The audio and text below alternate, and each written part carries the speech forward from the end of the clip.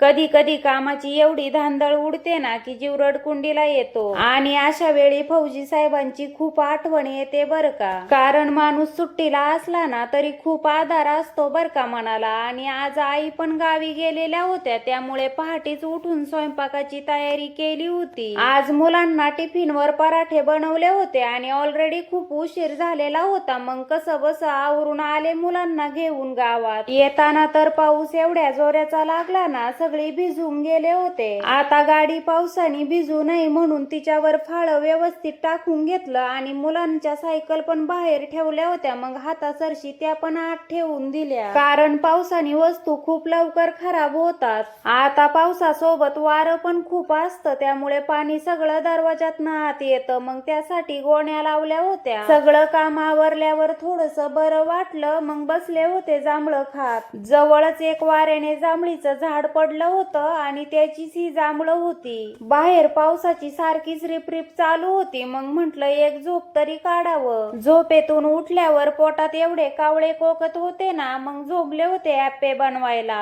Better खूप छान ferment झालेलं होतं, मग त्यामध्ये थोडासा कांदा आणि टोमॅटो मिरची चिरून टाकली। माझ्यासाठी थोडेसे ॲप्पे काढून घेतले आणि बाकीचं बेटर मुलांना तसंच ठेवून दिलं। जेवण होईपर्यंत पाऊस पण थोडासा उघडला होता, मग शेतातनं सगळा भाजीपाला घेऊन आले, कारण किचन मध्ये काही शिल्लक राहिलेलं नव्हतं आणि गोराणीच्या शेंगा झाडालाच निबर होऊन चालल्या होत्या। त्यासोबतच कारले आणि भेंडी पण हातासरशी काढून आणली। संध्याकाळ होत आलेली होती आणि मुलं पण स्कूल मधनं आली होती, मग पहिलं त्यांना गावातनं घेऊन आले। पावसा पाण्याची लाईट पण कधी मधी जाती बर का, मग मुलांना एकीकडे स्टडीला बसवलं आणि स्वयंपाक चालू केला। आज जेवणामध्ये सुकी गोराणी आणि त्याच्यासोबत गव्हाची चपाती बनवली होती आणि त्याच्यासोबत मुलांचा स्टडी पण घ्यायचं काम चालू होतं।